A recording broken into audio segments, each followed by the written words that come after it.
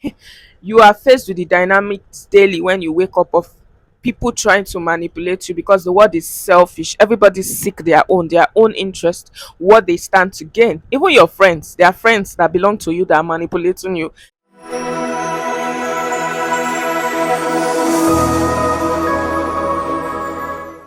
Hey guys, what's up and welcome back to the channel. If this is your first time stopping by, this is The Complete Woman, a ministry and an NGO God gifted me. The Complete Woman is about empowering women spiritually and physically through five core areas: emotional maturity, spiritual maturity, mental strength, physical wellness, and financial abundance. Okay, if this is your first time stopping by, you are most definitely welcome. Feel free to join the family by hitting the subscribe button below. So we have just started, we are a few months old in ministry, and we just started on the first leg of the Complete Woman ministry, which is emotional and spiritual maturity. So each pillars are going to be in three folds: emotional and spiritual maturity. The second phase we'll be entering into is mental and physical wellness. And the last stage is financial abundance. But after this emotional and spiritual part, we are entering the financial abundance first, because I've been receiving more clarity on the vision, the mission, and everything we are supposed to do. And there's an exciting announcement at the end of this video, so stay tuned for that. So like I always say, this is a series of the emotional and spiritual maturity of a woman. So I would advise that you go feel yourself from episode 1 up until this moment, because each video flows into itself. We build on the previous topic, so that we are not saying things and you're like, what do you mean by that? What are you even saying? So that you understand where we are at and what we are saying. The last topic we spoke about assertiveness. If this is a returning subscriber, so many people are returning. So many people are returning. Our engagement has been amazing. Like, I'm like, these videos are very long. How are people staying and watching the length of it? The retention is amazing. And I want to say thank you guys so much. Thank you for listening to everything I have to say. Thank you for honoring God, and everything you've learned will bear fruit in your life and multiply 1,000-fold in Jesus' name. Amen. So last video we spoke about assertiveness and how to assert boundaries, how not to be a people pleaser, right? How to assert boundaries and how to stand on business and mean business, how to stop people from taking advantage of us. So if you would like to know what that is, please go back. We were supposed to talk about manipulation tactics people use to manipulate, and how to set boundary with a manipulator, how to discern when somebody is trying to manipulate you, and how to set boundaries with them. But we're unable to handle it, so that's what this video is about. So today's video we are looking at, have a big ass book where I always write down all the points, is so that I don't miss anything out. I don't want to do a video now and I'm like, this is serious matter, and I'm like, oh, I forgot that part, I wish I said it. So it's going to be a very, very interesting video. I'm excited. How are you? You are faced with the dynamics daily when you wake up of people trying to manipulate you, because the world is selfish. Everybody seek their own interest, what they stand to gain. Even your friends, there are friends that belong to you that are manipulating you. They are around because of something they can get, or they don't even really like you, or they're like, is she all that? There are manipulation dynamics that are happening around you constantly. The thing is that you may just be naive to knowing what they are, whether talking stages or whatever business. There is always a dimension of manipulation people play on you every day when you wake up and you interact with people. So this video we are looking at 20 different types of manipulation tactics people employ, because they are selfish, and human beings are just selfish. That's who we are. These are 20 manipulation tactics human beings like to use, how to discern them, and how to assert boundaries with when you detect them. Sitting on the top of the list is emotional blackmail. Emotional blackmail is a dynamic where somebody is trying to use your emotions against you. So that emotional blackmail. They are trying. Maybe the person knows you're a very kind person. Example: when people know you are very kind, they can detect that you are very kind. So people try to exploit that in any way they can. You know, another this thing, let's say family, mothers and or fathers, mothers especially does this one, where they want you to bend over that child to bend over their boundary to fulfill their own wish, what they want. They start playing, manipulating your emotions. I'm your mother, you sat in this womb for 9 months, you all those things, so that you start to feel bad. When you notice anybody trying to say words so that you start to feel bad or emotional when you don't want to actually do something. It could be whether it's family dynamics, it's your husband, boyfriend, whatever, friend. But when you feel a dynamic where you have said, I don't want to do this thing, or you've not even said it, but you don't want to do it, but the person is using words and behavioral pattern to kind of make you feel so guilty. You are noticing the emotions, strong emotions of guilt, so in such a way, against your will, you want to do that thing even though it will be hurting you and it's not convenient. You are being emotionally blackmailed. How do you set boundaries? Immediately listen to their feelings and acknowledge it. Yeah, when they are explaining, I'm like, really, I can imagine how hard that is for you. Oh my goodness, oh god, show that you are genuinely. I'm not a bad person, but this is how to be wise and assert boundaries without compromising relationship. Really, I can imagine how bad it is for you. Oh my god. First of all, acknowledge their feelings. Be playing along like it's about to happen. Be so emotional. The more they want you to be emotional, show the emotions with all of your power and be like, oh my goodness, that must have been really hard for you. Wow. Then you hit the bombshell, baby.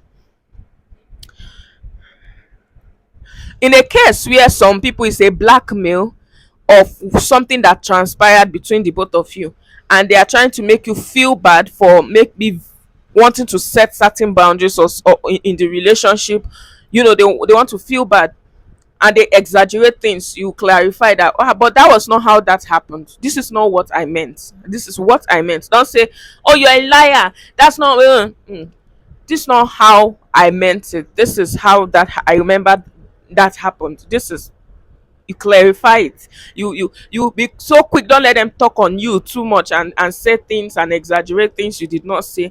You quickly clarify it, bring them back and say, that's not how that happened. This is not what I mean when I said this. Because it can look like that, where they are guilt tripping you because you kept boundaries or something you said, and that's not what you mean. But the person's game aim is to make sure they get their selfish desires, while you are the giving one, they are the receiving one. And for those that are expecting you, maybe money wise, to sacrifice something, attention wise and all of that, and you drop the bombshell, I really sympathize with you. I understand how you must feel. I know how that may be hard for you, but it is not convenient. I'm sorry, I don't have blah blah blah. I'm sorry. I said you create that boundary and you be like, I'm so sorry, I understand how you feel, but it's not convenient. I can't do that. Sorry, I will not be available. I would love to, but I will not be available. And that's about that. That's that. But you know where you will disarm them, because as you be showing like it's working, when you are showing them that emotions, right, that's where you disarm them. They'll be like, wow, it's working, it's working, it's working. Then you just drop, bam. They'll be so disappointed and they'll be caught off guard and they will not have anything to say. Yeah. The second manipulation tactics here is entitlement mentality. These are the ones that feel entitled to you. In Africa, you see it very much with parents again. But entitlement mentality can be anywhere. But usually, I notice it's dominant in families, love relationship. People just feel entitled to special treatment because they feel entitled. For example, Parents, again, I notice this thing with them. They want they expect certain things from their children. Yes, children are supposed to take care of their parents. If you want the blessings of God, you're supposed to take very good care of your parents. But sometimes some parents can be overbearing. They pass way overboard. They are very, very selfish. They There's no atom of empathy and considerateness, if there's a word like that, in their blood towards their children. These are the reasons why you see girls doing hookup, boys that are doing scam, internet scam, because of the pressure at home. You see young people that are working and it's not enough, they are very depressed. People are taking things to transcend up because of so much parents have done. I've seen a parent telling a guy that has not married and he's getting old, and he finally found the girl of his dreams, and the mother was rejecting the girl. And after much this thing, and it's like the guy is like, oh, I have to marry. She was like, no, you cannot marry now, because honestly you still have to train your younger ones. I've made this example before.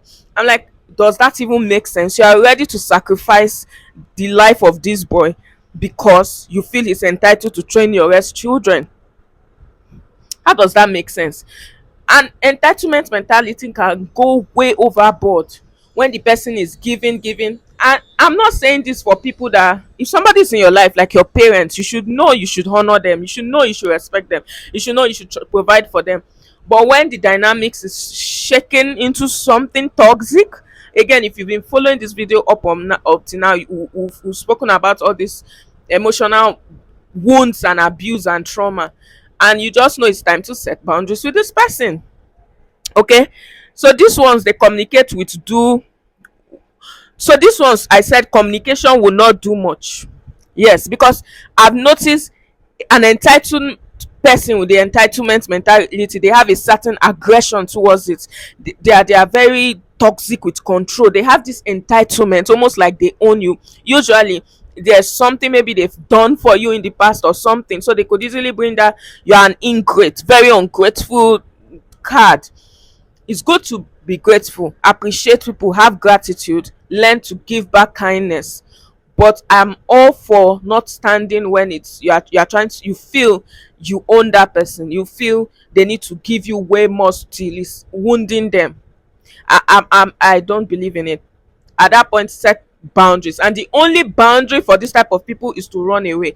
Distance, give distance, let them not have access to you. If you don't need to, delay picking calls. If parents, for example, delay picking calls, don't pick the one first second time, return the call by the third time. Oh, I missed your call. Don't be quick to want to pick call like that. If they are saying things you don't know how to handle it, say, please, can I call you back? Don't call back, say you forgot. I'm not teaching you how to lie because this is a ministry, but I'm just telling you the subtle ways you can set distance with people. Action with this type of people and distance speaks louder than words. They will get angry enough and pissed off enough to say, you know what, I'm going to leave you alone, and you will see and suffer and come and beg me, and my dear, you have peace of mind. Nothing is gonna happen. They are not God. God is the ruler and the judge over the earth. If God say it can never be bad for you, nobody under heaven can say it. And if you are already checkmate in the mind of God that this person is asking way too much, then you don't have anything to fear. And I'm speaking to anybody that you are the one being entitled to people. If you are watching this, when you show kindness to somebody, or you do something, you do it in the name of God. Usually God will not, if the person you showed kindness to in any capacity, and you look towards that person to get back the fruit of your kindness, in heaven they will mark it that you have already been paid back. But when you do kindness, if you truly believe God is the rewarder of everybody, God has been putting that back in your life, but you don't know. God hates that behavior. If you are kind, kindness is when you do good to somebody without expecting anything in return. Niceness is the other way. So if you are watching this and maybe you are the one in the other side of the entitlement mentality, when you do kindness to people, let it go. They don't owe you their life. God hates that behavior, that attitude. In fact, you don't, there's no reward from it. When you sow seed of kindness, usually the ways of God, you will never repeat in that place you sow it. That's how it should be, because God don't want God wants you to depend on him for your reward, because when you start having the mindset that where you sow kindness is where you reap it from, then you have the niceness mentality, which is satanic. It's not of God. Kindness is of God, niceness is of the devil, where you begin to do things for people because you seek something in return, because you are doing something for somebody they need to slave so much. You call them, you use them, you use everything. After all, God does not like it. And don't let God come for you, because sometimes God is preparing you with the kindness. There's happiness, peace around you, and you don't know. The moment you start doing this, and God will come for you. God will just remove the embargo. So don't have entitlement mentality. Be a kind person and keep it moving. Thank you. The third one is gaslighting. Gaslighting, this one is denying your reality. When you are noticing somebody is doing certain things which is wrong, and you're like, this is what this person is doing, and they're like, you're just exaggerating. You're just exaggerating. That's not how it is. They are trying to deny your reality, make you doubt your, yeah, you're okay. What's that favorite quote I like saying? Like, you did this, they'll be like, that's not how that happened. They deny your reality, they will downplay it. Okay, that's minimizing, but gaslighting will try to be like you are delusional. Example of one that reigns in the Nigeria this thing very well is they cannot play with you again. It's joke now. Why are you angry? Just a verse, any small thing. I was just playing with you. Ha! People have used that sentence to to to throw subtle shades, to insult you, to do certain things, embarrass you out there. I'm like, wow, I love your outfit. It's not hers, she bought it. Oh, she's not that this. Why do you, when the person left, why did you say that? You made me very embarrassed. I was just joking. You take everything too seriously. And in love relationship too, you can see this. Maybe the guy, you caught him staring at somebody else, or you see a girl always with him, and there's how they are together, and he tells you, we're just friends, she's just my bestie, she likes us being together. When somebody's denying your reality, basically your reality, you're like, oh, this is how you make me feel. Like, no, it's not what you think. You're just overthinking things. When you hear that phrase, I want to tell you, your emotions matter very well. When whether it's friendship, whether it's relationship, or whatever, they make you think you're thinking. When you don't feel good about someone's behavior or a certain narrative or dimension, it matters. It matters. In Jesus' name, it matters. That's because it's deep seated in your values. Your values is personal to you. It doesn't have to make sense to anybody. That's something God has taught me. There's something called values. There's something called values and morals. So on my list of values now, for example, number two might be, I love a luxury lifestyle. I don't believe in stressful life. Let me give you an example of one of my lovely friends. She is this type of person that is, proactive and like to, I don't know, everybody and what we like in life. Well, me, I'm that girl. I don't like stress. I like baby girl lifestyle. If there is bolt to the back of my house, I shall bolt it. I don't believe in walking under the sun. I don't believe in suffering. Is it suffering? No, no, no, no, no. Anything that says suffering and stress, count me out. If there's a machine to do that thing, I shall do it. If there's a boat to go that journey, I will boat it. If there's aeroplane that flies there instead of that, that is what I will use. So an example of a playful friend, for example, when I go to visit this my friend, she'll be like, "You just day here now, let's trek it, let's just walk it now, we can walk there." I'm like, babe, I ain't walking nowhere. I'm not walking anywhere. It's like, boy, you just did this. Is just now, she's not gaslighting me, right? But I'm just trying to explain to you what values are. And if you stand for something and your inner subconscious is telling you you don't feel good about the dynamics, it may be very okay to the president of Nigeria, very okay to anybody, even very okay to your pastor. And it's very easy for you to feel like, oh, maybe I'm overreacting, maybe I'm just too. No. I'm trying to tell you there is something you may not know, but it's your body giving you signal that this thing feels something is off. It's your intuition. What in essence, everything I'm rambling here is, if you feel bad about a dynamics and a sort of way, voice it out. And if somebody tries to gaslight you, do not agree. Set that boundary. I don't like this narrative and I don't want it again. If you are still doing it, then I'ma get out of here. Okay? So this one require your communication, as communicating assertively, just the way I said. They'll try to gaslight you so they can sweep it under the rug and move on to the next thing. Do not agree. Stand your ground and say, listen. We seem to remember things differently. That's not how I remember that. When you do this, it makes me feel, I feel like this when certain things happen, and I really appreciate if you, if we don't do it again, you bring it back and let the person understand in the most respectful way that no, we are not sweeping it under the carpet. I really don't like when you speak to me like that. I don't like when I'm being spoken to like that. Or I notice you don't show me enough time. You don't give me enough time like before. And I say, you're just overthinking. Didn't we speak? We are not overthinking. I'm just trying to tell you here, I don't feel like I'm a priority anymore. And it's very important to me that we speak about it and we make arrangements about it. And like, if you've not watched the last video, what did we say when the person you are communicating now, the person is refusing to hear what they still do it? Set consequences straight up. Consequence immediately. Establish a consequence so that they will know they crossed the boundary and they will not try it again. Yes. The fourth one is seduction. Anyways, when you hear seduction, you'll be thinking, oh, sexual seduction. Nah, that's not all seduction. Seduction is when somebody sell you promises by words or visuals. They sell you promises and they give you something else. For example, if you're in Nigeria, I'm sorry that I'm always saying Nigeria, that's what I could relate to. I like to give examples so you understand what I'm saying.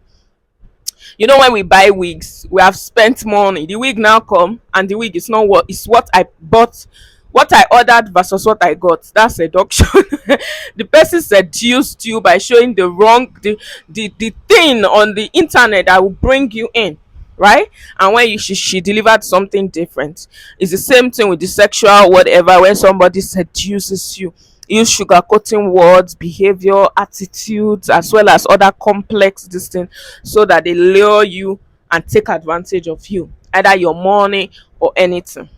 Anyway, somebody deceives you by lying, false pretense, displaying, talking, false promises, and just to take advantage of you, is seduction. Never come to checkmate this. Never commit or accept people too soon. When something looks too good to be true, sound too good to be true, watch closely. Don't be quick to accept people for what they say and what you are seeing on the surface. Let them prove themselves. Be smiling and be doing like you like the seduction, the coat of many colors, but be very, very, very cautious, and be watching, be setting, just be watching them. In essence, don't be quick to accept people for what they are showing you, what they are saying. Wait till they are proved. If they carry one leg, you carry your one leg. If they carry two legs, you carry your two legs. Don't be quick to fly into kindness, into sacrifice, into giving, into doing things way and beyond, bending your back because you are in emotions. Let people prove themselves. Is this a serpent? Is this not a serpent? Check very well. Don't be quick to judge and just accept people into your circle, into your life, and do things based on what they are saying. Talk is cheap. Okay? Talk is very cheap. Some behaviors too, very cheap, because they bought you, they spent how much? They spent how much to give you? They did what? Stupid cheap things. And you don't look at the things that matter. Is this anyways? So don't be quick to fly. Let people prove their place through your values and your morals before enthroning them label. So based on your own values and your own morals too, that matters to you. For example, I love integrity. So I'm checking, is this person's value aligning with my own? Do you have integrity? Integrity, the quick way is, are your words matching with your actions? Okay, are you a kind person? Those are what I'm checking, not what you're saying, not what you're saying. So be very good at grading friendship. This is acquaintances. Not be say that's my friend, she's my friend, we are friends. There are people that are acquaintance, let them be acquaintances. Acquaintance, oh, that's my acquaintance, let them be acquaintance. Not everybody is my friend. My friend, any small thing, friend, everybody they are your friend. Normalize having acquaintances, classmates, work colleague, teammates, church. Don't be quick to you throw that word around, friend. People should prove to have the same values and morals as you before you give them certain titles and let them into your life. Okay? Use curious mind to seek ulterior motive. When anybody is showing you kindness, be like, there's an ulterior motive to this person. But be kind too and be watching them. Even if you discern this is what they are doing, set trap, not wicked trap, to check, put baits to prove. Because if people want to go to the bank for job now, the bank will be so serious to do how many stages of interview before they give you job. How much more your life, allowing someone come into your life, how much more people can come and cause destructive damage under 3 months, 6 months, that will take you years, will turn the whole trajectory of your life if mercy does not take control. That's what you are joking with and are allowing anybody. Everybody's your friend because they smile, everybody's your friend because they are very friendly, everybody's your friend. People can be kind, support you, shout on the floor and climb the biggest table and look like and be very jealous and envious. You are playing with the human mind, you are playing with it. Now this moves us to hot and cold, the fifth manipulation tactics, hot and cold. Aha, this one is guys, relationship people that like to do it. So if a guy want to catch your attention, it's guys usually that use this one. Very low self-esteem guys dealing with rejection wound and they have low self-esteem. If they, it's usually the ones with very low self-esteem to the ground and from emotional wound issues, they don't have confidence. So they feel, to boost their ego and feel important, like they are all that. They like when they can get any lady to fall, they can command the attention of ladies. Or when they sit with their fellow low self-esteem and low-minded men, they can be like, ah, I've slept with that one now. I don't sleep with that now. Don't I hail themselves when their mates are doing things and making money. That's low self-esteem, low IQ.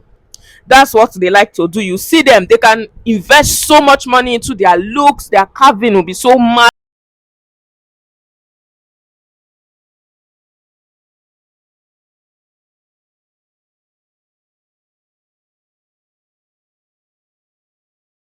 They know how to look good. They go with seduction very well.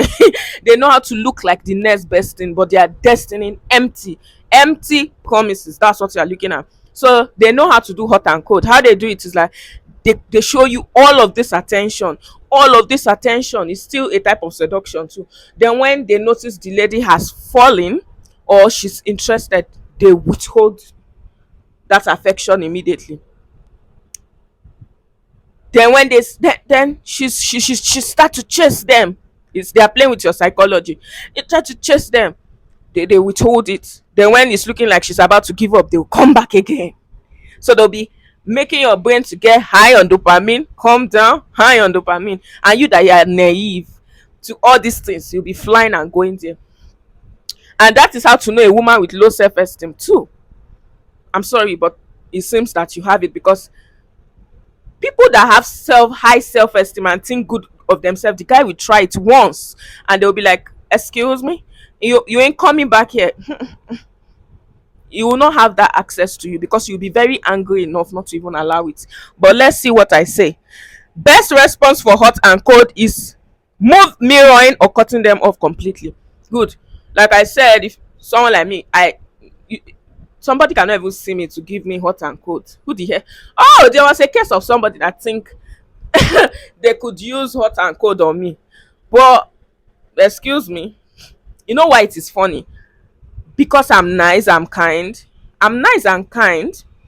You have my number, we talk, hello, hi. In your mind it's talking stage, in my mind it's not talking stage. I do not do talking stages. I don't believe in it. That's very stupid and very useless. How you give somebody so much access to yourself, your time, your emotions, and you call it talking stage, and you're not sure of anything, they will just come. And so the fact that I'm not even inclined to what talking stages, that you cannot catch me in hot and cold. So I'm thinking maybe this dude, probably he's used to hot and cold things with people, ni? But it is not me because I don't give a damn. I'm just being nice. And you get my number, and I'm just noticing he calls, and I'm like, oh, hello. Yeah, we talk. Oh, what are you doing? Blah, blah, blah. He talks. Me, I'm looking. Oh, you're talking for 30 minutes. Oh, that's nice. You're keeping me company. I'm noticing. You are keeping me company. That's it. Talk. Tell me all the problems of your life. Do not tell them stop telling people the problems of your life. Why? When you start being vulnerable, then you start being emotional. First of all, don't lose guard and lower. There's not that stranger, that person, because you like the person or what, you not be telling what happened today, emotional things. No. If I should be vulnerable enough to start telling you emotional things, we are not talking stage. Talking stage what? So he's the one. Usually they'll think when they can be vulnerable, guys play that thing very well. When they can be vulnerable, then they get you to be vulnerable too. You cannot catch me here. It's not possible. First tip, don't be vulnerable to nobody. If he's calling and you want to waste his time, help him to waste it. It's not wasting of time. You are friends. So this one was doing. But I'm always good at the, oh, they said that. Wow, that's nice.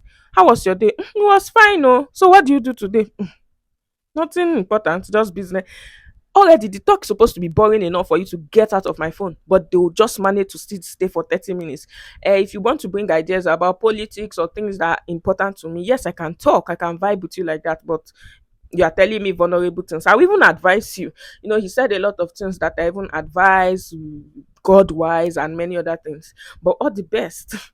Then I was thinking, oh, maybe we are friends or whatever. It not concern me. You are good to talk with. I'm just showing you how it is not talking stage in your mind, but it can be talking stage in their mind. So long as you are not being vulnerable, you are making the discussion not about yourself, they can make it about themselves. The manipulator is none of your business. Be following them to talk, let the person keep you company. If you need to do something, say, let me call you back, and end the call. Then they will keep a schedule at a particular time of the day. They will be calling. They are trying to enforce so that you'll be expecting their call. This and not know where who he was playing with and where he was. And I'm like, oh, really? This one is calling me every day. So all of a sudden, as I was suspecting, he just stopped calling. I'm like, this one does not even know where he is. And that is how I don't call back. He will wait for 2 months, 3 months out of the blues. You just call or just say hello, or you just see they just view your status. I, we don't really send you for, yeah. I don't send you. I swear to God. I'm like, and you know the funny thing to make this type of people mad, when they reach out, vibes like nothing went wrong, because most other girls that are stupid supposed to chase, but you did not chase. He's like, what's going on? It's like the sun is not setting that day. He will not try to reach out, because when they reach out, other girls again will be like, oh, you just left like that. Person will see you talk to, they feel important. But I didn't even notice you were gone. But when you reach out, I'm like, vibe, afternoon. How is the afternoon where you are? And I'm like, what the hell? They'll just get the handwriting on the road and shift. So that's one of the tips for this hot and cold is in talking stages. You get it? Because now you cannot complain. That is not your man. That is not your woman. You cannot complain. You don't know what to do. So the first point, stop being vulnerable. If person is a stranger, they are strangers. If you get this thing from the beginning of what I say, if somebody is an acquaintance, is an acquaintance. How will you go and meet strangers from nowhere? You say talking stage. You have downloaded all the 20 years of your vulnerability, what went wrong in the wrong relationship, what is happening in the family dynamics, how your business is not doing very well. Only you, and you're wondering why they are giving you hot and cold. You lose your power. Talk. Cho cho cho, you talk too much. You're seeking validation. That's how to know a lady with low self-esteem. She doesn't have power. Your confidence is low. Your self-esteem is to the ground. I'm sorry if it's painful here, but so that you get it, we are learning. Next is humiliating and belittling. Humiliating and belittling. Number six. This is when somebody is using condescending words and tone. It could be words, it could be tone, it could be body language of aggressiveness. But the end goal is for you to feel like you are not all that. They want to humble you, maybe in the midst of people or just talking to you. When it is condescending, belittling, you are not all that. Whatever it is, and this can happen so much when women are trying to meander career um um um roles that is more dominated by men. I have my best friend, she's into forex. She just started forex, and it's so beautiful because she learned forex and paid money into an academy, learned the whole forex thing. And we like to talk about God a lot, and on her journey to establishing and, you know, meandering the roads on her feet, through God, we found out that forex, apart from the knowledge, is deep seated in emotional maturity. You know, if you are a very greedy person, it will show. If you, it's all about emotional maturity. And I was like, wow, this is a very, very strong thing you discover here. You just need, we just need to see how you structure it, because it will help women. There are certain places that, because men dominate it, women don't want to go into tech and certain things, you know. I'm like, why are women not popular in the forex world? It's only successful men you see in forex and everything. God has is saying we are his daughters because they are easily intimidated. A woman is easily emotional, you know, because she processes information emotionally. So it's very easy for a woman to be emotional. And they will be like, oh, in the world, but men dominate things, they are sexist and gender bias and misogyny. They will not want you to enter into certain places. But God revealed to me is because the women feel intimidated. If you are assertive and you stand your ground and there's unity, they will bow. Because do you know who a woman is? A woman is the god over a man. I'm sorry, I'm sorry to say that. I know it sounds very sick, but that's the way God has been teaching me the thing. Women don't know their power. When God says He created her to be a helper, do you understand that? And they like to quickly quote the part of the Bible like, "Oh, love your wife as the weaker vessel." When God says the weaker vessel, he was referring to her body, not her mind.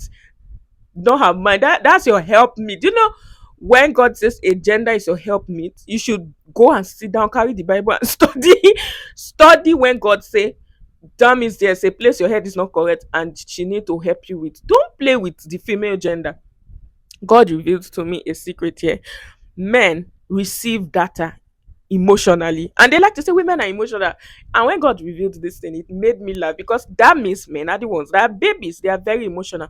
A man receives data, stimuli from his environment emotionally, but when he wants to process it, he processes logically to give a response, while a woman receives stimuli around her environment logically, then she processes emotional to know the action to take, and it happens simultaneously. That's why men can easily feel disrespected. The thing that behavioral pattern and pathway make a man to be impulsive and selfish in their decision making. You see that wrong pathway where you take things in emotionally before you psychologically decide, can make them selfish and impulsive, which is just them thinking a man will pick himself 100 times and over before anybody. So that pathway of processing things make them very selfish and impulsive. That's why they are big on respect and ego. I was gisting my brother. My brother wanted to argue with me on this thing, and when I caught him with something, he burst out laughing, and that was the end of the chat. I was like, it was like, it's not possible. I was like, let me explain to you. If I want to sell a product to a man using that information with marketing strategy, let's say skincare, I will not come on, create my brand and be telling men, oh, use this thing to clear your pimples. They may likely not buy. I would pay more attention to look a certain way. Then I'll sound very respectful, massage their ego, right? And they will buy. They will just buy, even though they don't need that thing. They will buy it and keep it in the basket in the house. They are very selfish and impulsive. But a woman is dangerous. If you want to sell things to women, you have to explain yourself, use buy charts, graph. She likes to pick the facts. Has a woman done investigation on you when she's suspecting you to be cheating? Women are very logical. They only just process the information emotionally, and that makes them weak because they're in tune, but very strong when she has emotional maturity, because they are in tune with empathy. But when that thing is distorted and a woman is wicked, instead of getting empathy from her logic to emotion, you get greed and manipulation. She will manipulate you to get her way, and she can become very greedy. Greed is more worse than selfishness. Greed is distorted selfishness that has been exalted above all things. That's to tell you, a woman can be the greatest destruction of a man, a whole country, and a whole continent. Don't even play with them. But yet, you people reduce them to thinking they are weaker vessels. I don't know how we diverted from this belittling, humbling, and humiliating. But okay, to get to the point, what I'm trying to say is, when a man with low self-esteem in a place like maybe tech, forex, and places, because my friend noticed on her YouTube channel and places, you need to see men with low self-esteem very angry that a woman is doing forex and she seems to know what she's doing. Hey, they are mad. Have you gone to TikTok when they just hear a woman say she's not interested in getting married and having children? Huh? They will want to die. They want to faint and destroy themselves, because what do you mean? Hey, it's always the men to women narrative. They don't like it. It threatens their masculinity and every other thing. And in this dynamic, the best weapon men like to use is belittling and humbling. They just know that they need to make her somehow not feel like she's who she is. It's the same way when women make the mistake to date somebody that they are better than 1,000 times. They will come down to their level thinking, oh, this guy is humble. It's not humble. So when they are dating him, he will bring you down to his level. He will chip away your confidence, because as much as you want to fly, it makes him feel inferior of himself. So that's why I don't believe in women dating down. I don't believe in it. You'll be more evil come from DSF. It will not even pain you like that if it's somebody at your level or higher self that do you strong thing. But it will always make them not feel man enough. Before you see a guy that will have the dynamics that the person is dating is doing better than him, that guy is an angel. He was well brought up. Most times they just feel attacked, and the best way, strategy, weapon they always remove from their arsenal is humbling and belittling. Most women don't know this. They will now start to feel bad. They just need to know where they feel you're insecure about. They know what to say. The aim of belittling and this thing is to make you angry enough to self-sabotage, get out of that thing, walk out because you are offended. They just want you. The aim is for you to feel humbled, sad, to remove your confidence, basically, either out of annoyance or out of crying and being emotional. The best approach is to take for granted all they are saying. Do like it is not you they are talking to. Laugh if you must laugh. Do you know when fly is flying and it's like the fly is not even there? Do you understand? Don't show what we are saying is, do not show any reaction. If the person is saying something and the emotion that's feeling is cry right now, laugh. If the thing is saying right now, frown your face, then smile. If the thing is telling you, respond to him right now, how dare he? Be quiet. Do the opposite. God, they will go mental. Because you'll be like the wind that they cannot dictate whence you are going and whence you are coming from. Just know when you perceive somebody is belittling you, usually they are feeling intimidated by you. Somebody that is not feeling intimidated by you will not come and try to belittle you, talk down on you.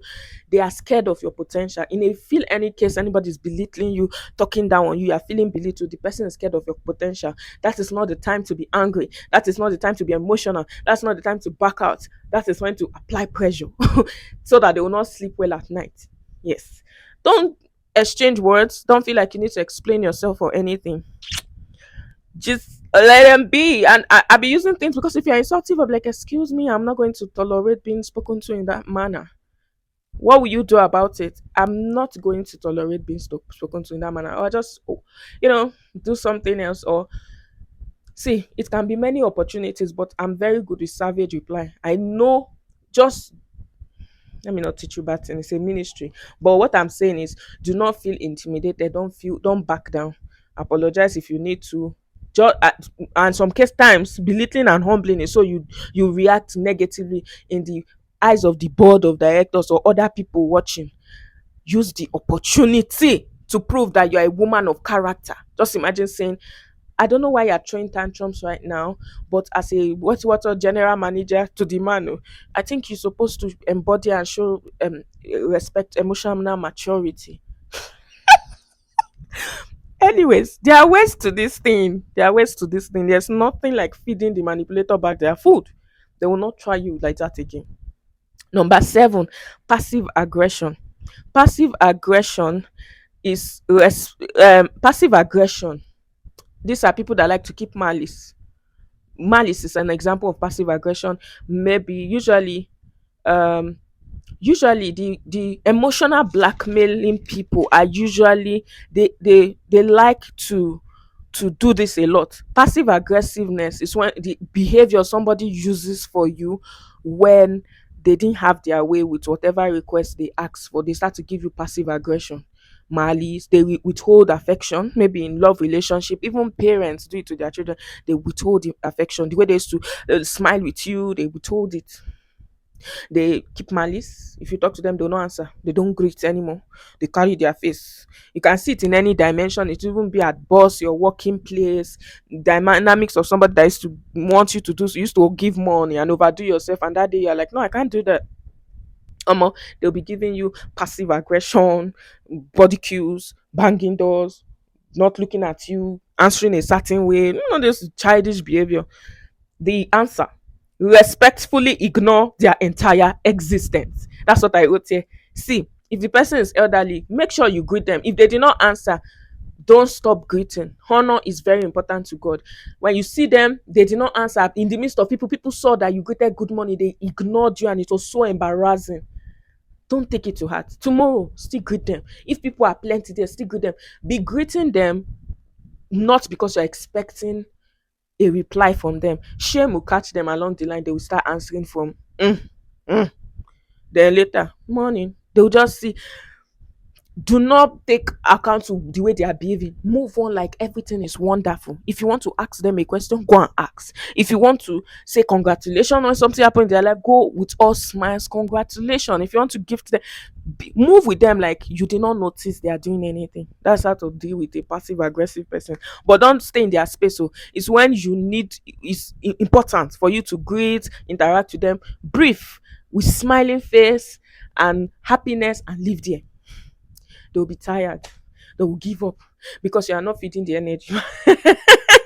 Ignore their entire existence. Use positive reaction, because if you the reason for the passive aggressiveness is to manipulate you, to get you to bow to, so they are trying to play power dynamics, so they take the power back. Do not give up. Hold fast what you are doing, but don't be rude. Don't be rude. They'll be tired. It will rewire their brain that this person mean business. They'll move on with their life.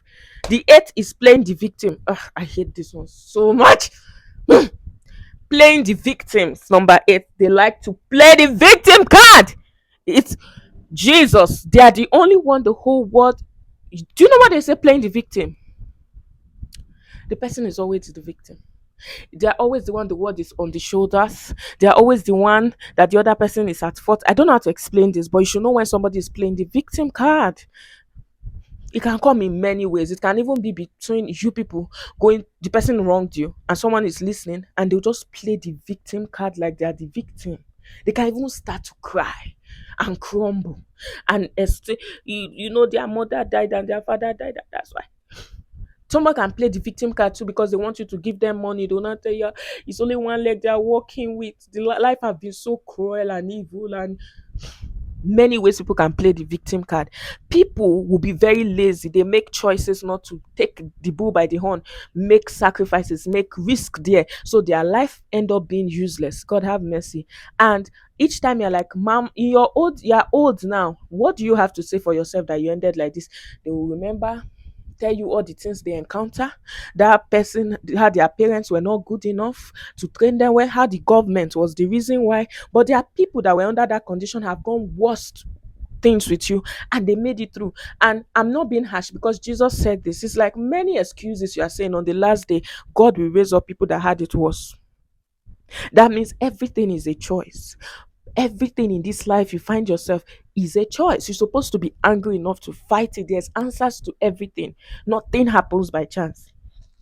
So if you allow someone to play the victim for you, okay, and they use your sense, okay, you say, I found out these ones are very aware. Yes, I noticed they know what the hell they are doing. They found out that they've lost on every other side. So victim card playing is the best thing. They are self-aware more than you even think they are aware. The reaction they want from you, just keep validating that stupid emotion they are telling you. Yeah, it's well, never tell them that they are the one that choose their life like that, because they know they, yeah, you will get enemy. So just keep saying it must have been hard for you. I can imagine. That's it. When you dust your slippers and leave there, because what's the point of trying to tell somebody that their head is not correct and know their head is not correct? They don't want to hear that. Okay, validate it, and don't, just validate them. That's what they want to hear. Yes, validate them. That's it. Except they want to hear the truth. The ninth one is projecting. Projecting is when somebody, this type of victim people too can be a projector. When somebody have failed in a certain aspect of their life, maybe careerly, maybe the difficulties they faced in that aspect, they project it on another person, trying to achieve those things. So they project it on them, their reality on you, to scare the person from not doing it, because they've somehow, if you succeed in that thing, it's a slap on their face somehow, because it shows that their inadequacies. So they rather project and say, this thing you want to do, I already did it. Let me tell you, you're not all that. It's not like, sometimes it can look like very genuine concern, very genuine concern, where they'll tell you, see, that's it. It's when you get there you understand these things. Another example of projecting is when somebody's angry somewhere, and the person that annoyed them, they don't have power enough to stand up to themselves. So they come to pour the annoyance, transfer the aggression. Okay, yeah, that's the one. On some another innocent person that did not do anything. Even parents can do this to their children. Husbands that are in toxic work environment to come and pour it on their wife. Husbands that are dealing with their wife and she cannot express herself, pour it on her children. Know when somebody is projecting on you. This one, you need very, very high discernment to decode it. When somebody's projecting on you, like I told you, in the case of when you want to do something and they're telling you it's not all that, it can be very subtle. It can disguise as if they really have your good intention at heart, of them really giving you good information because they did that thing, it didn't work out like that. You need discernment. That sometimes people don't have graces for things, but God has released that grace on you. You're not gonna listen to Satan pushed you there actually, so that person can project. I've also just the people here that I've seen so many TikTok accounts rising up of women that are very bitter because they had very bad divorce problems. So they are on this feminist movement that all men are bad, men are evil, men are misogynistic, especially in Nigeria. Meanwhile, there are people with accounts saying, God, what did I do to get this spouse? God, what did I do that you are so mindful of me like this? That's to tell you, it's so I saw something somewhere and I can't agree more. He said the first sign of low IQ of a person is generalizing, like human behavior generalizing. Yes, you can say a lot of this of a trend, but to generalize is low IQ, and I quite agree. The tenth is minimization. It's like gaslighting, but this place the person is reducing the extent of your reality.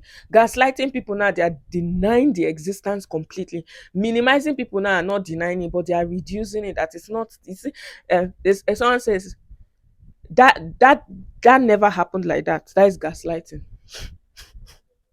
And even if it did, it's not the way you're saying it. That's minimizing.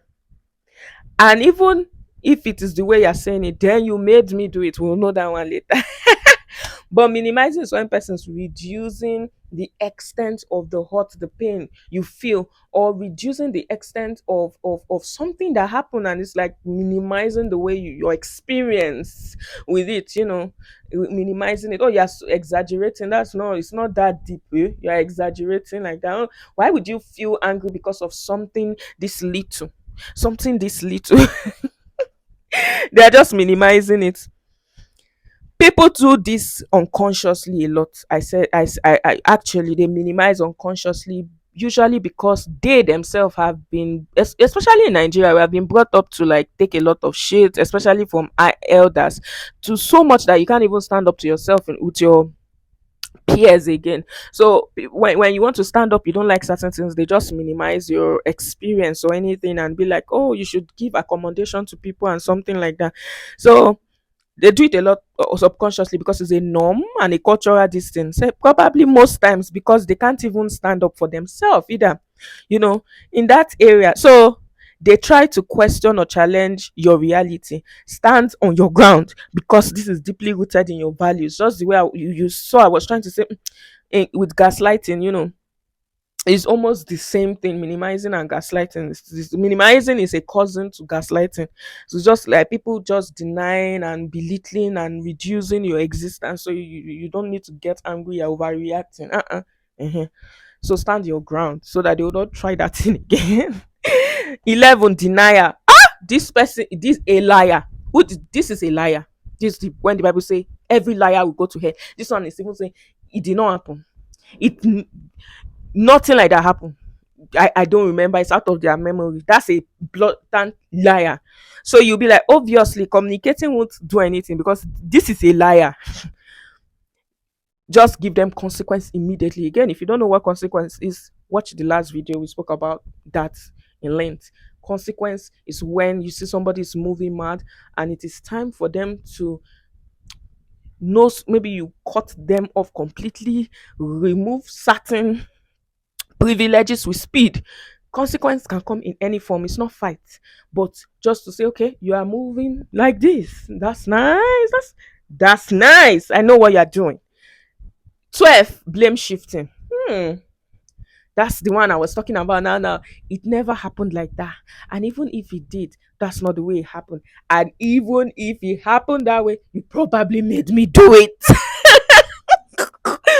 Blame shifting, they will shift the blame on anything but themselves. Playing victim cards too, they do this. It's The problem is external. Is the government, is their mom, is their father, is that ex, is that, yes, you can go through pain, I'm not minimizing that, but the moment you choose, all of us don't go through pain. People don't disappoint us, tire. People have disappointed us. We have all gone through pain. If you decide to sit there, it's your choice. People grow from certain things. Please bear your this thing and move on with it. Say, I've not this for how many years because excuse me. Let's hear what. Let us hear what. At the end, you are the one. It's your choice. You chose the fear, the self sabotage, the delay, and everything. Someone did something to you. They've moved on with their life, right?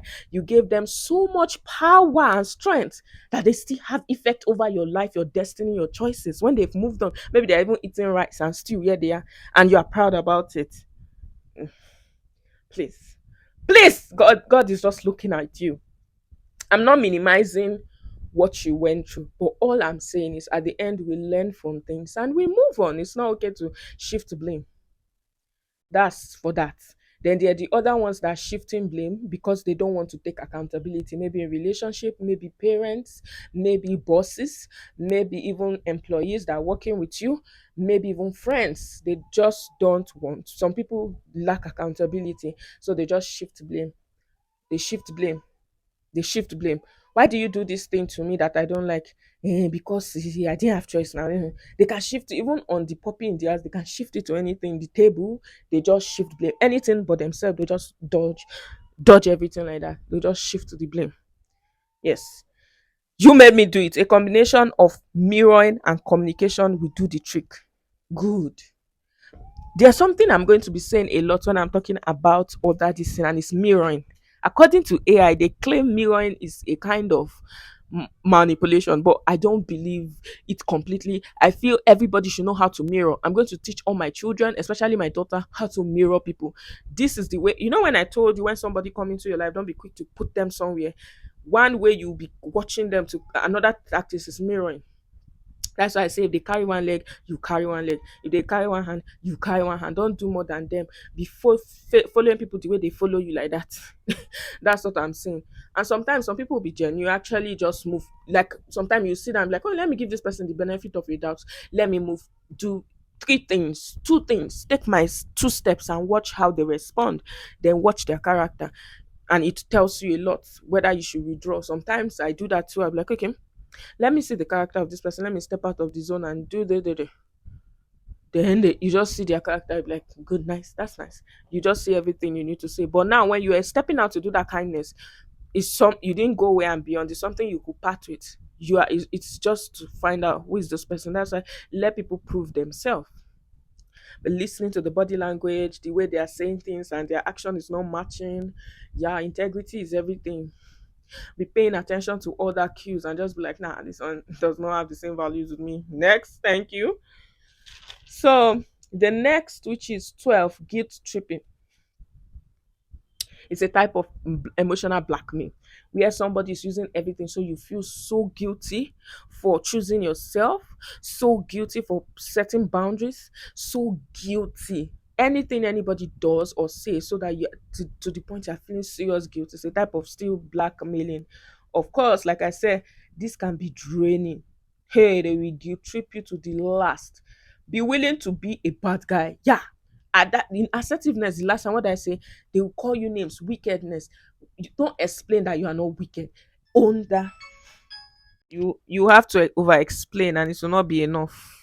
You have to find yourself over explaining, and you'll be draining. And the more you over explain, the more they have they deepen their perspective of what they want to hear.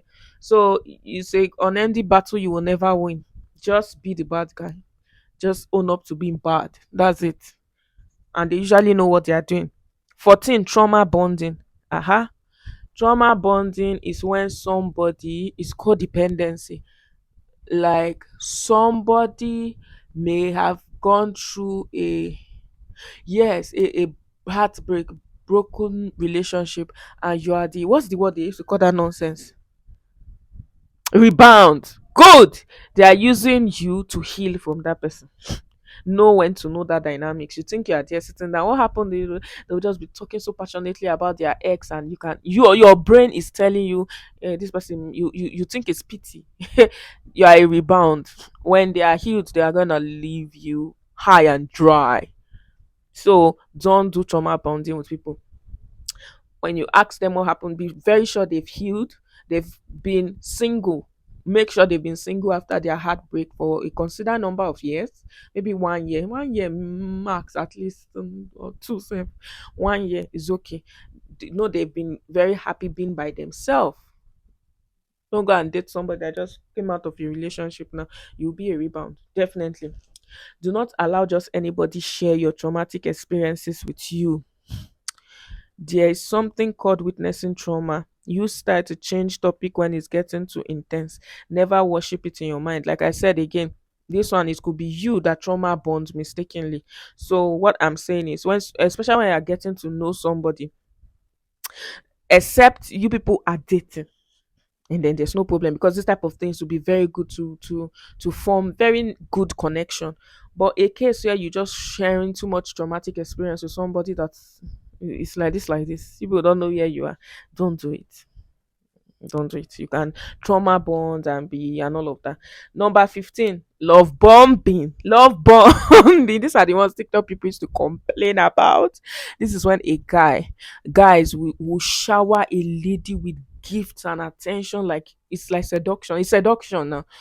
So to look like he's all that, he's everything and beyond. And when she has fallen, and he has gotten in love bombing. He's yes, he has got his seduction. It seems he has gotten what he wants. He disengaged. He's gone. So he love bombed her. They will not be feeling sad. He love bombed me. Blah blah blah. They will not want to tell you the real truth. It's still the same thing with seduction, like I was saying. Not not it's the same thing I was saying with hot and cold, because it's seduction. Hot and cold too is seduction. Hot, they are all seduction, dating, talking stages, trick you people used to complain about. But again, just like I said, don't believe in talking stages, please. If and that will lead me. Someone will say, if I don't believe in talking stages, then how do you get into a relationship?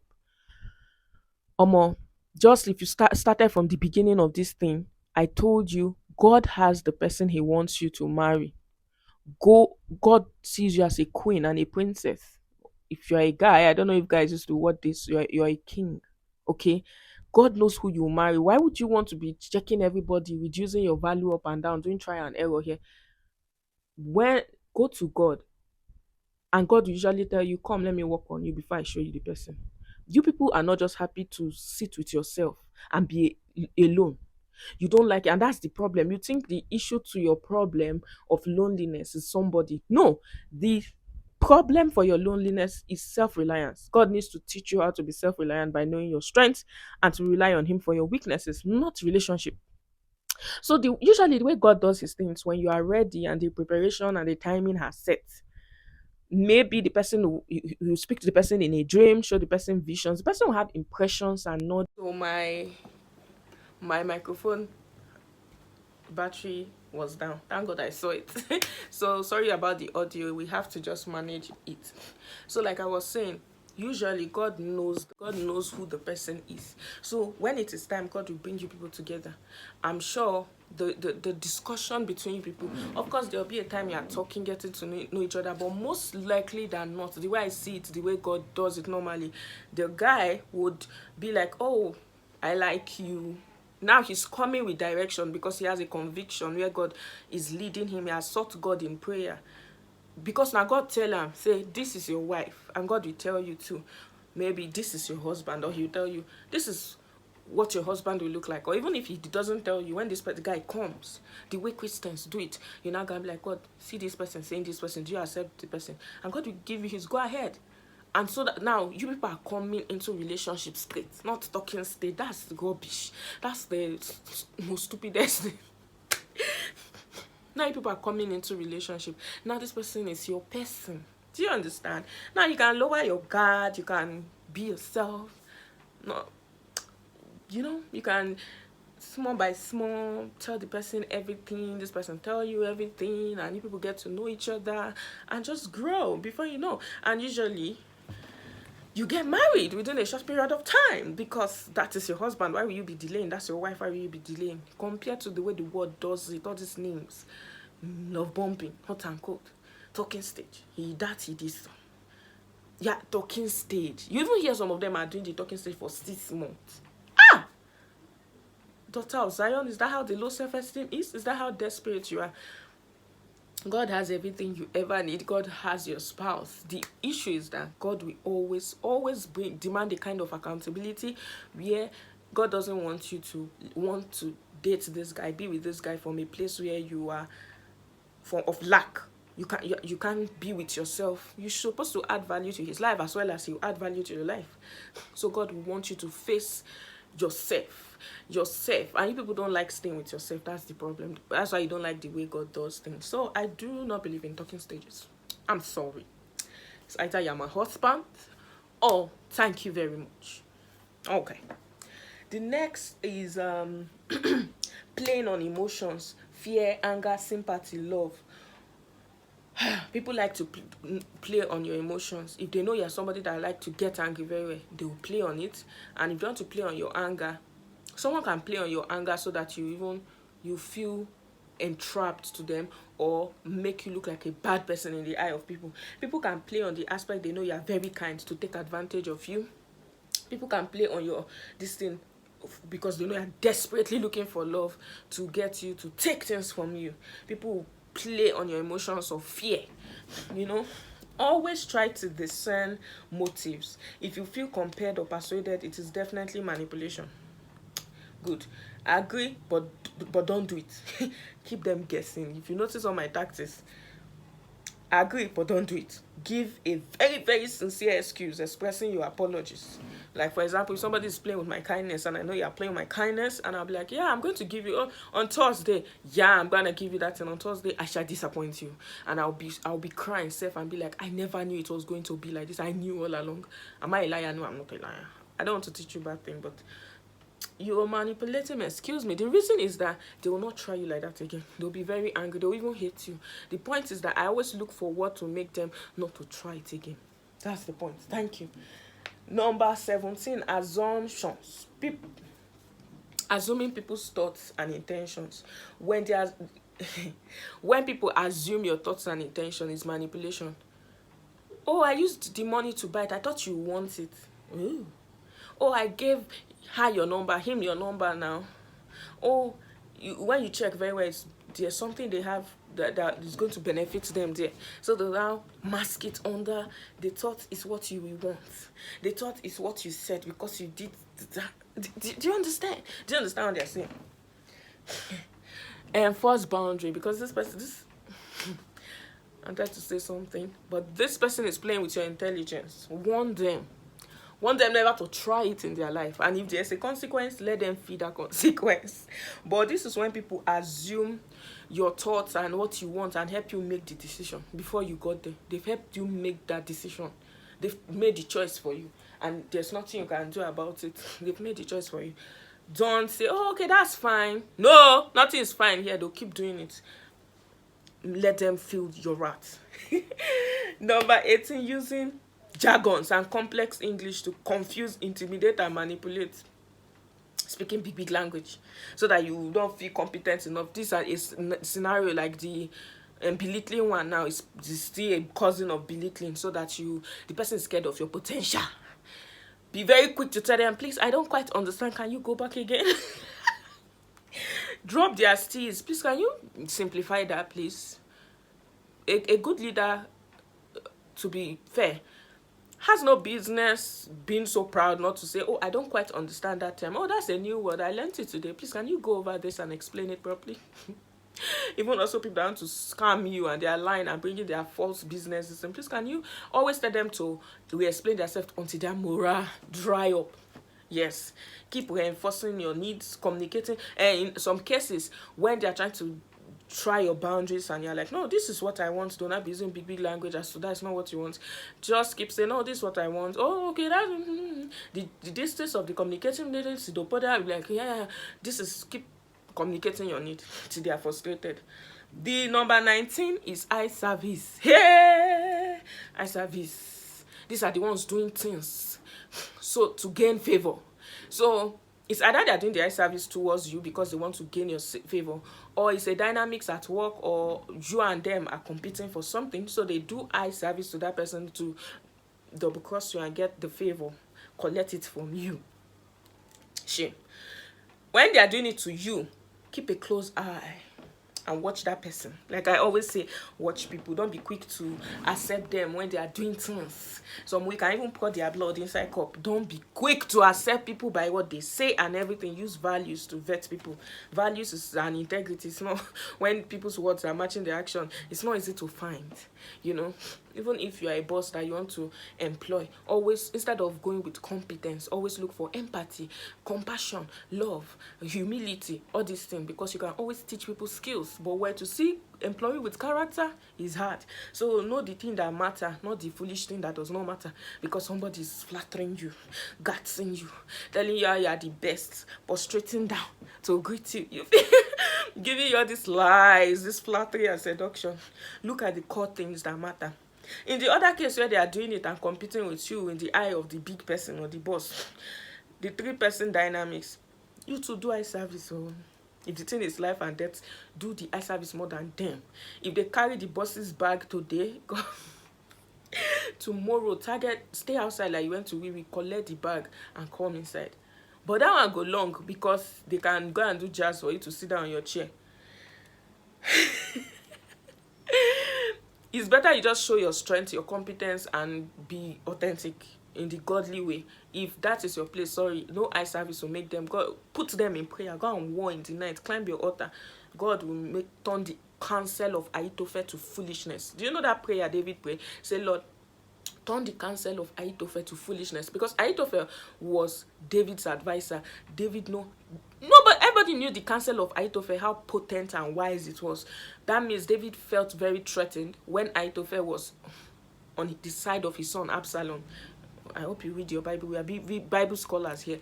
So the only thing David could do, because I'm cooked, was to pray and say, God, turn the counsel of Ahithophel to foolishness, and God did it. So that eye service, you can go to your prayer, your secret place in prayer, and that person's eye service will be all but nothing. Upon everything they are doing, they'll just come and give you what they've been suffering for. And show your competence and be authentic. If they choose the eye service person, that's not your place. God doesn't want you there. Be very okay with bouncing. The 20th, last one. God is good.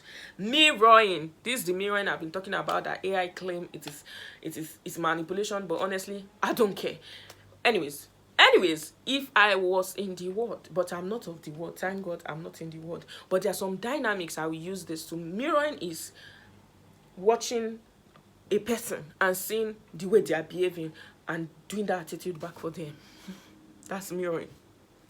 So the reason AI say is manipulation is this particular one. I went to research all the dynamics of manipulation and just look for discernment and godly ways on how to checkmate it. So mirroring, when used against you, is to gain, so that someone wants you to gain or accept them. They will study you, what you like and things, and want to behave that way so that you gain and accept them. Snake on that green grass, basically. So they'll agree with everything you agree with. It's a red flag for somebody to be agreeing with everything you agree with. There's a dynamics of jealousy and envy playing there. That's another thing that you need discernment to know.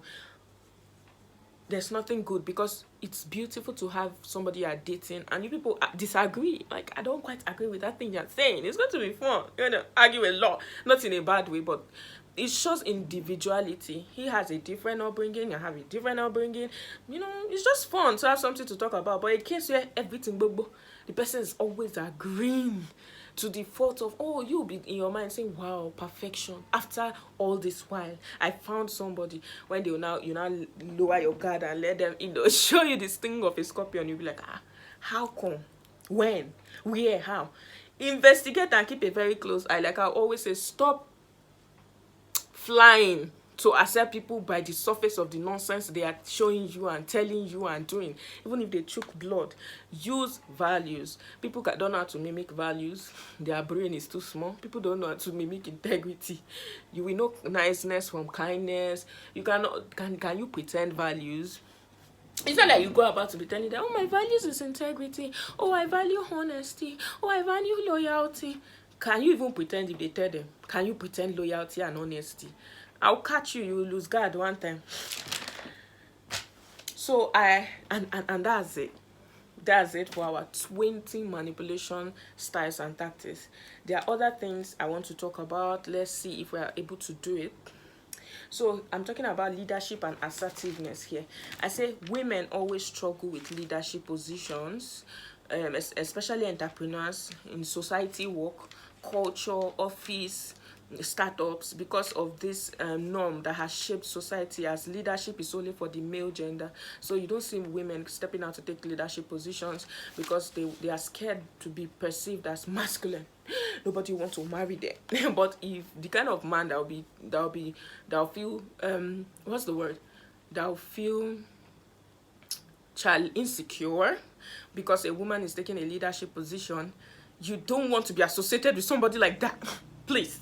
Because when Jesus died, he said, there's no male and female among them again. Not like you will not be feminine. You will. But what he meant by that is, all of you have purpose. So I want you to get kingdom. Dominate this place for me. That's what he meant. Then you marry a husband that will stifle your purpose, your destiny, all that you stand for, instead of being the shepherd, the servant heart over your destiny and everything God has put together. If a man is being threatened by a woman, is that even a man? That's a woman. So, like I said, what they like to do is belittling, like we saw We spoke about this already, how to handle it and all of that. You just have to be a leader, and a leader stand their ground. They don't run away. They don't put their tails between their legs and run away. You have to be bold, baby. You have to be bold. You have to stand, and don't take anything to heart, because now when you want, the masculine part of you will come out and be like, how dare you, I challenge you too. You roar like a lion. But to be a feminine, you can be very, very feminine and be a leader. And how to do that is just don't take anything seriously. That's just what I was saying. Don't be disrespectful. Don't take anything seriously. Don't back. Be quiet. Talk when you need to talk. Be tact and diplomatic in everything you're doing. Go again and watch our video on assertiveness, the last video like I spoke about. So you can be very assertive and be respectful. Be kind. Be feminine. Be in your feminine energy. Have empathy, kindness, and compassion. You don't have to be aggressive. That is not... Assertiveness does not have any component of aggressiveness at all. No, it doesn't have. Yeah, so we spoke about skills of assertiveness, like using I statements. I feel, I think, not you. You did. It will cause war and fight. That's where you look more masculine. But you be like, I feel, I don't like when I always use I, because if you start the statements with you, it will fling it into a defensive or like a personal attack, and the person will be defensive, and you don't want that. Also give context. I'm mentioning this because blah blah blah happened. So it's not like you're attacking somebody's personal integrity. People don't like it, they'll come for you. Your tone and your body language matters a lot. You can be assertive and be very respectful. Your body cues, that's emotional intelligence. Your body cues, your body tone, you know. Focus on the issue, not the person. Focus on the issue at hand, not the person. You know, you always do this. That is how last week you focus on the issue, not the person. Be brief and straight to the point. Too much talk, reduce tease. Too much talk, bring disrespect. Go straight to the point. Be a woman of few words. Let them be the barking dog and the one ranting. Okay? And I won't tolerate that tone. Please, I will come back to have this conversation when you are calm or ready to talk. Walk away. All those kind of things. Acknowledge their feelings. I will always say, no matter how it look like you're very right and everything, where somebody feel bad about something, acknowledge their feelings. Oh, I know why you would want to feel like that. Sorry for the misunderstanding, but this is what I meant. This is why I... Don't because... Chai! Warfare. Acknowledge their feelings. If you when you learn to validate people's feelings, you will not deal with so much things you deal with. Life is not that serious. So to be right, I shall be right. When you are right, what happened? Your hair grew longer, you grew taller. Did the money in your bank account change? It's not that serious. Trust me, it's not. Start with appreciation. In some cases, you have if they are a leader, because I have people working for me. You have to before but I have to learn this thing. Start with appreciation sometimes. Before, if you want to criticize, I know this is criticizing, start with appreciation first. Like rub their head before you throw it in. Don't give people hot sauce. People are you don't want somebody to be working for you. They wake up in the morning, they'll be like, that useless place, I'm going again. You want people to come, they have problems, they deal with already. Just learn to be accommodating. Nobody is the end all be all person. You are not the end all be all person too. They come. Learn to accept people's weaknesses and see it as God caused them parts with you so that they can learn something. So I'm so happy. Anybody that works with me will be like, oh Mama, I learned this from you. I didn't even know this. It was when I got this, I found out this. God will bless you. I love hearing that. It makes me so happy. You cannot work with me and go back the same. I boost your confidence. You just learned something. Like the lady working with me now, she used to be very defensive. And I'll be like, you didn't clean this. You didn't quite clean this. I'll appreciate if you clean it. And she just like, I always clean it. I'm like, I had to sit down. Like, I notice when I say something that I don't like that you are defensive, and it comes from a place where you feel like I'm attacking you. It's very fine for you not to get everything I would like. We are getting to know each other. It's not just working place. So it's cool. If I say, oh, you did this, I don't quite appreciate or like this is very fine. Just apologize. Oh, sorry about that, ma. Take note of it. Life, move on. You don't have the need, like you feel to defend your character. It's not your character I'm bringing down. There's something triggering you inside. I don't know, maybe the places you've been to, that's how you take that. But even if you are Jesus, there's no way you can quite come with the fit to do everything perfect the way I want it. That's why it's a relationship. It's on my end. I'm trying to communicate so that you get to understand, oh, my boss likes this. Oh, she doesn't like this. Oh, this is how I should do this. Then when I reframed that thinking for her, she understood. So now if I'm like, oh no, I don't quite like this, she's so secure. Like, it's not like I'm saying, oh, you're not good enough in this place. She's so secure, she'll just apologize and do it. Later, self, she will come and meet me, oh, this is the reason I did it like this. I'm like, oh, okay, really? And we talk where we are friends, but don't cross me, oh, I'm the boss. That's it. Don't jump into conclusions. Don't jump into conclusions. Ask questions. Oh, I want to clarify if this is... Ask questions. Don't decide. I think you are a very selfish person that think about yourself because you don't... Even though the thing is doing you to jump into conclusions, don't jump. Even though you have all the clues that this is what the person is doing, keep it to yourself. And just still do eye service. Ogbeni, and be like, it seems as though I'm not really sure. I say I should ask you and bring it to your notice. Timing and location, very important. Some of you don't have emotional intelligence enough to know timing, mood, and location. You don't just open your mouth and hit anything. Sometimes everywhere is very hot and tense for you to keep some things until tomorrow or the person's head have calmed down. So learn all those small things. Always appreciate them after the end of all the discussion. Oh, I really appreciate your patience. Thanks for hearing me out. Oh, thanks for admitting that. Thanks for... Oh, I noticed you've changed that. And appreciate them. People do more when they feel appreciated. Yeah.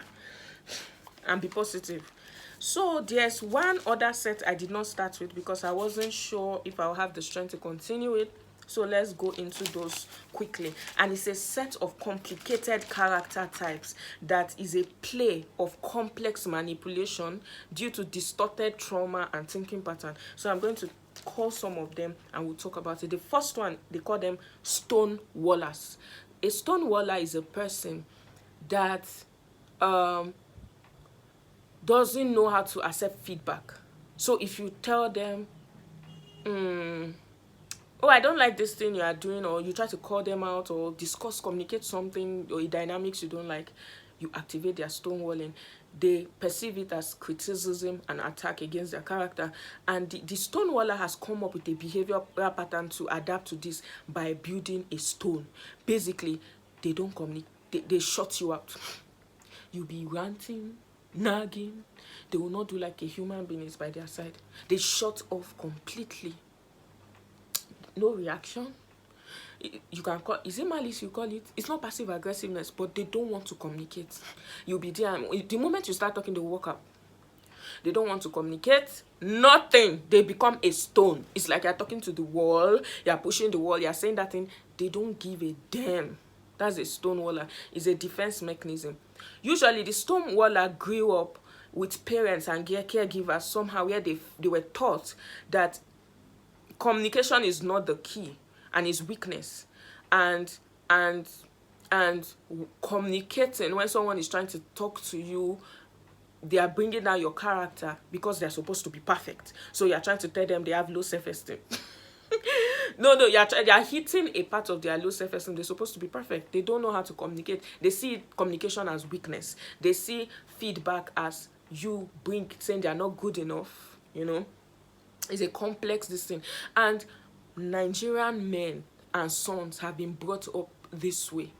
So when their woman is trying to form a conversation, they say it's nagging. Meanwhile, this woman tries to form a conversation is because he doesn't listen, he walks out, or he doesn't even listen at all. Like somebody is saying something, he doesn't listen, he doesn't give her the audience. So this woman started nagging like a mad person. So they say she's nagging, they walk out of the house, they say that nagging woman and everything. But he's a stonewaller. He just built stones. He doesn't listen. He's deaf, dumb. That's a stonewaller. You're talking to a stone. So usually what triggers their stonewalling is when they are feeling attacked. You can be talking gently, but they'll just trigger because what they are hearing is attack, attack, attack. She's attacking me. She said I'm not good enough. That's what they're hearing. So a stonewaller will just activate stone mood on you. I've seen women getting mad because of this thing. So how do you handle it? They are emotionally unavailable. They withdraw and become very unresponsive when confronted or challenged. Avoidance. They might avoid discussing sensitive topics and conflicts. They avoid conflict resolution. Oh, when there's they will avoid it. They like deflecting. They'll change the topic, or they'll minimize, or say you are the one that caused it. You know, they anything, but they don't like feeling emotional and vulnerable. That's what they are really avoiding: feeling emotional, vulnerable, accountable. They want to look like the epitome of strength and masculinity and perfectionism. So how do you handle if you marry a spouse like this, or a dynamics like this? First thing, women make the mistake where you have the urge to feel the next thing for you to do is to talk more. The more you talk, the more stones they're putting, blocks and bricks. It's reinforcing the brain. I want you to understand, it's not a person you're dealing with, it's their subconscious that is doing it. So the more you nag and talk, the more you shall see that it's not going anywhere. They will run away from you. So if you push them, they will escalate things. So passive assertiveness is always the key for these ones. Remain calm. Be very calm. No matter how angry you are, remain calm, my sister. Communicate your needs without being confrontational. Do you know how you communicate need with style and chip it in, and it's not looking like you're being confrontational? They're not even sure. Like you're bypassing their brain not to realize it is a complaint. You just complain. Do you understand that kind of thing? Don't argue at all. Never argue. Never make sure that you argue. Play the cards, my dear. Go ahead and set boundaries if the body is not responding. If the person is not responding, set boundaries. Imagine a stonewaller husband who doesn't prioritize his wife, and she's trying to say, you don't prioritize me. You're seeing conflict here. You switch on stone mode immediately. Communicate feelings and needs calmly and respectfully. Can be rubbing his head and, honor and respect him while accepting consequences for violating it. Just subtle behaviors like mirroring his behavior back in the most subtle as possible, in the aim to shift his perspective or not revenge. Let me explain what I mean here. I was not a stonewaller, but there was a time in my life I was somehow behaving like a stonewaller. That was when I was in 100 level. So I had this male friend, and he taught me something that has stuck with me, and that guy is wise. In my own case, is that I don't like that attack. I feel attacked when you're complaining about something. I have the need to explain why, the reasons why, not and why. So I was not doing stonewalling per se, but it's somehow stonewalling, because when you want to communicate with me, you don't go anywhere. My aim is to be the one who is the right one, and my needs is met, and he does not have points. I don't know why I was doing that. These people have on this meal. But I'm still going to talk. They've put on this meal, and they're not going to put it up anytime soon. I'll try to talk. If it's very bad, I'm going to cut this video part out, and I'm not going to talk about it. We'll talk about it in another video. But if it's manageable, I'm going to leave it. So basically what this guy did was, he stopped arguing with me. So he will wait for a scenario where he can mirror that thing back. So let's say there was a case where something happened and I was justifying why I was right. He will wait for a scenario where it is flipped and he's in my shoes and I'm on the other side, and he will do that same thing that we do. So immediately I'm like, now trying to see it, I'm like, no, I don't like that you did this. He'll be like, good, when on Thursday last week when you did it, that's exactly how I felt. That's exactly how I felt on Thursday when you did it. When he would say that, I would now be like, oh, something flipped in my brain. And I'll now be like, I now understand how bad that thing is. And that thing really changed so much about that, my defensive behavior and everything. It changed it drastically. You see, you could have easily feel I was a bad person. There are two things I want to point out here. I was a bad person, and you not give me the chance of the or the time or the day. But is that my brain was maybe there was a trauma there, I don't know. But my brain was interpreting things differently, and I just needed my perspective to be changed. And when I wasn't learning it by your words, you see, some people are visual learners or action. I learned. Now, the second thing I want to notice is behavior. It will look like he was revenging or being manipulative. When you say the person was vengeful or being manipulative, is when his end result was to revenge.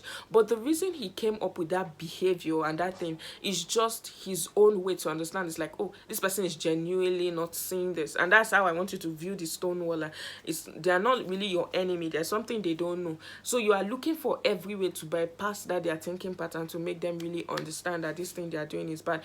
So when you see that, okay, words are not, you try every other thing. So this is an example of mirroring, where the guy I said in question was patient till situations are flipped. And when I try to talk, he'll be like, that's exactly how I felt. This is what I've been trying to explain to you. And then it really, really worked. I've used it once on somebody in a dynamics, and the person got it too and was like, oh, I see it now. So just for you to think that we are all trying as human beings, we are just trying in our little ways. Well, we are not perfect. Nobody is meant to be you. You are not even perfect. So because some people be like, it is not my responsibility to carry. Why can't they grow up?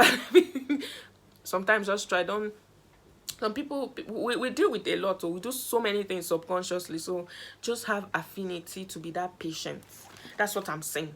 The second behavioral part is dismissive avoidant personality. When you are in a relationship with people, we tend to we have something called attachment style, and that's the way you behave in a relationship, in an intimate love relationship. We have the anxious attachment style and the avoidant attachment style predominantly. An anxious attachment style person feels they need to please their lover to gain approval.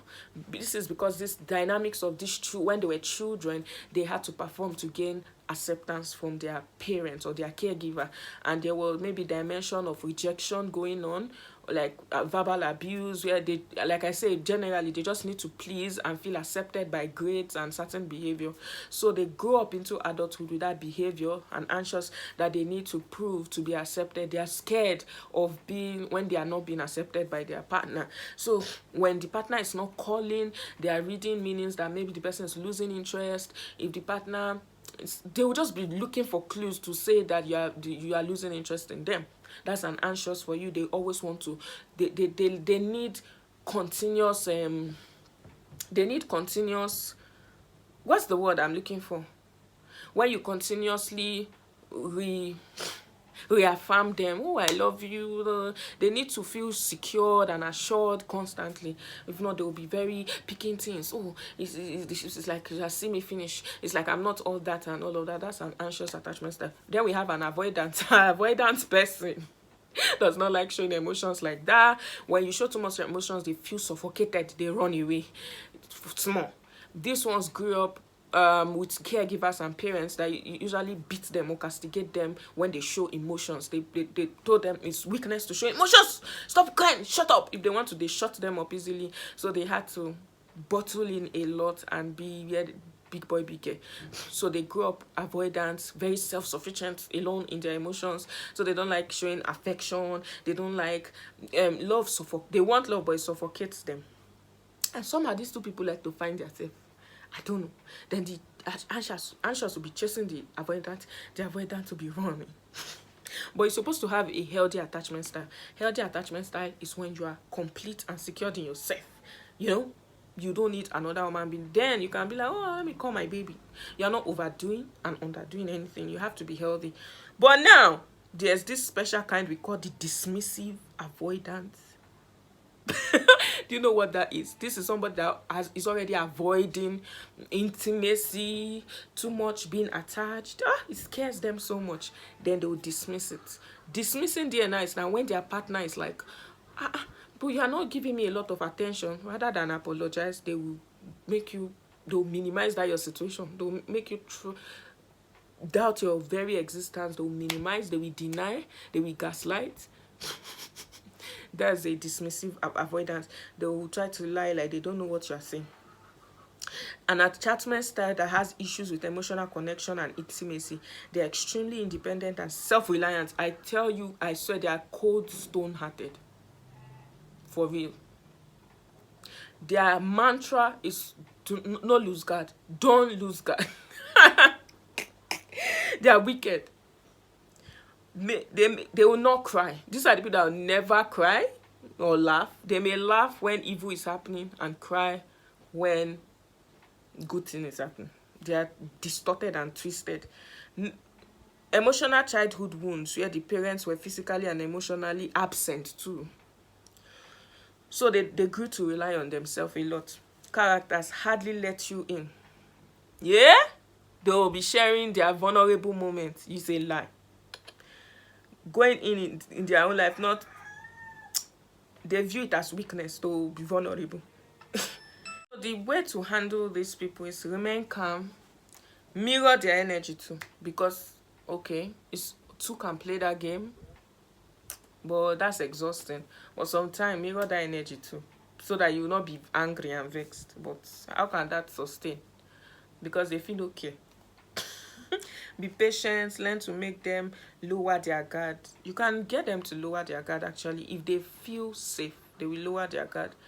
Look for ways to make them feel safe. And I'm saying you go that extra mile if it is husband or something. But honestly, I don't think anybody want to stress yourself in this type of dynamics. But in case you are wanting to know, maybe you find yourself in a situation that you cannot run away, you could learn to make them lower their guard. If they feel safe, they will lower their guard small by small. For example, there are times you catch them being vulnerable, or maybe something great happened in their life. Now you over celebrate it, it will make them feel good.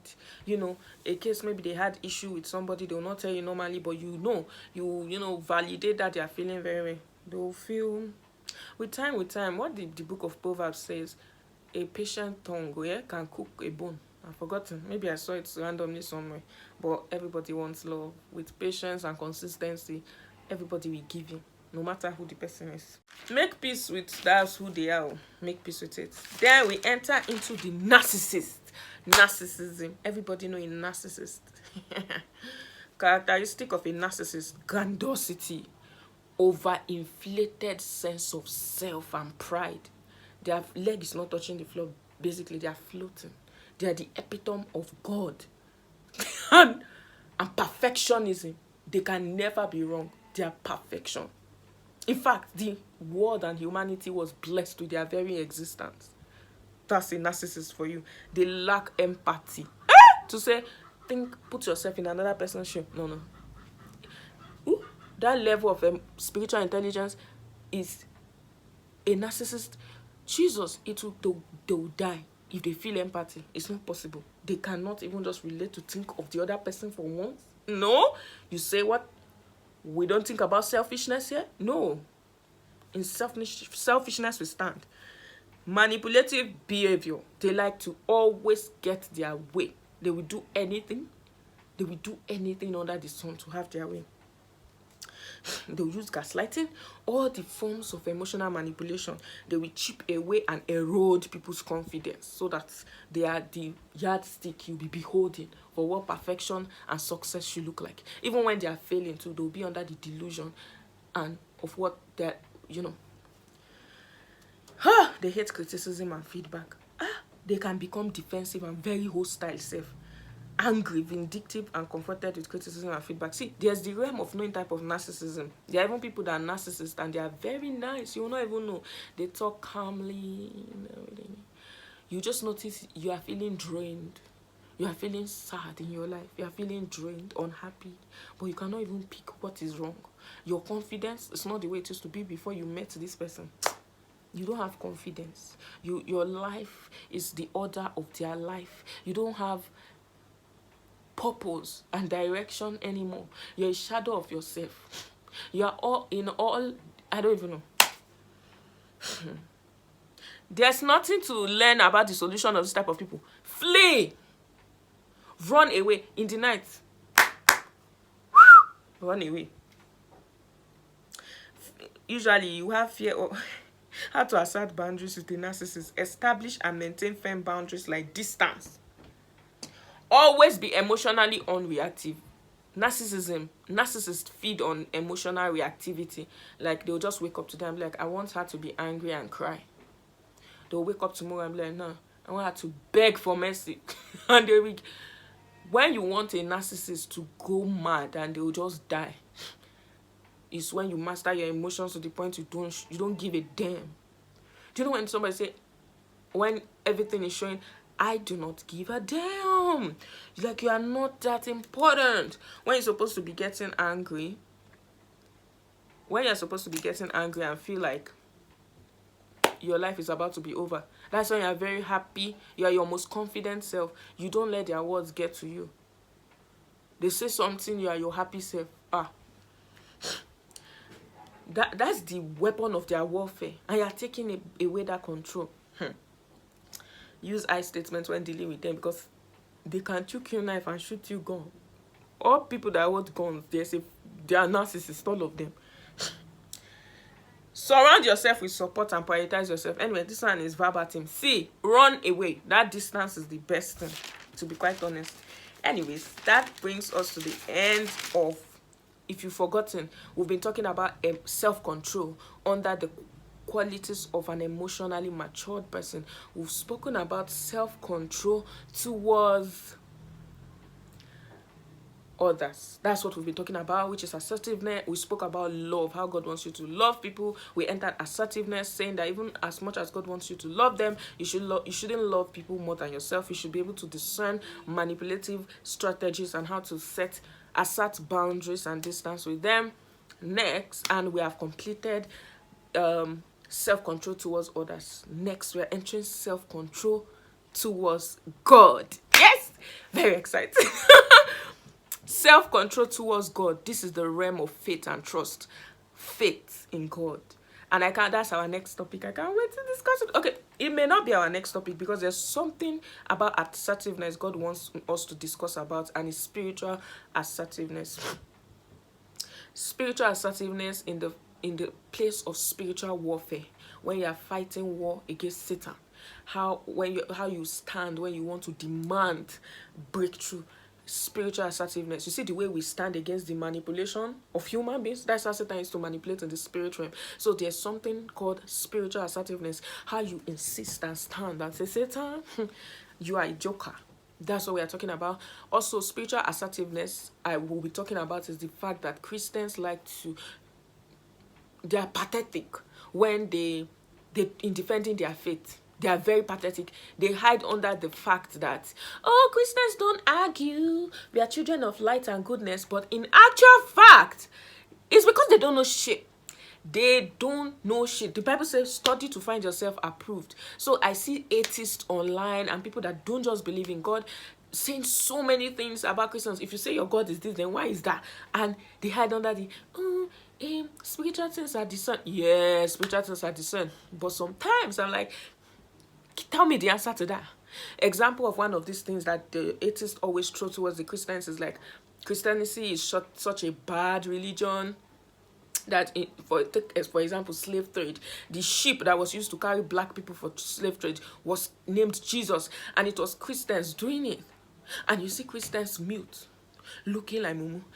There's also another one they used to throw, that Christianity is a white man's religion. And this is not true, because it originated from Africa.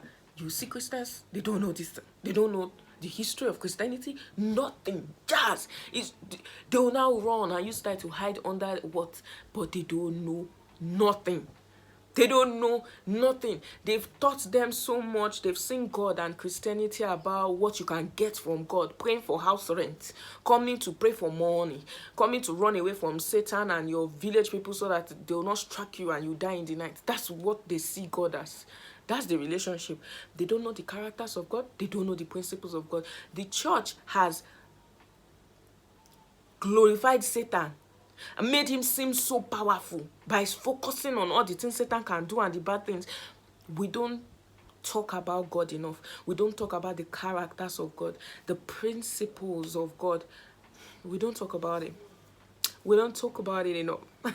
We don't talk about it, and it's breaking the heart of God. So next week is going to be a short video called Spiritual Assertiveness. And yeah, see you next week. After that, then we enter into the realm of faith and trust. That is self-control towards God. Self-control towards God. Why does God not answer our prayers? Why is it some people will be, their prayers are getting answered, our own are not getting answered? Does God lie? He said he doesn't lie, but he told me blah blah blah, this will happen, and I did not, it did not happen. I don't trust him anymore. We'll see all of that. Don't forget to like the video, give us a thumbs up, and subscribe to the channel. Thank you so much for your time. I really appreciate you, and I had fun with here too. I hope you did. Until next time, see you.